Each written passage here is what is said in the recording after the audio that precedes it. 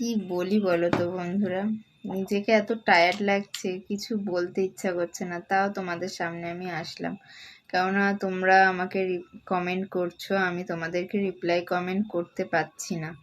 তো এর কারণে তোমরা কিন্তু আমাকে প্লিজ ভুলে যেও না। এখন পুজোর সময় বুঝতেই পারছো পার্লারে কতটা চাপ থাকে।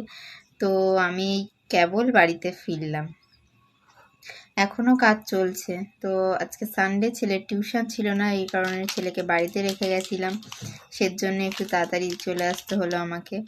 তো এখনই বাড়ি আসলাম, খাওয়ার কিছুই করা হয়নি।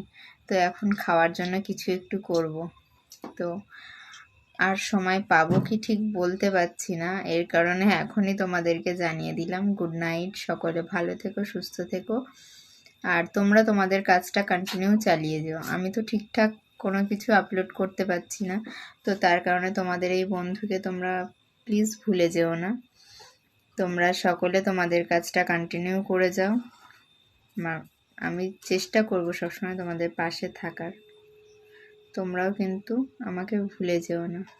বাই।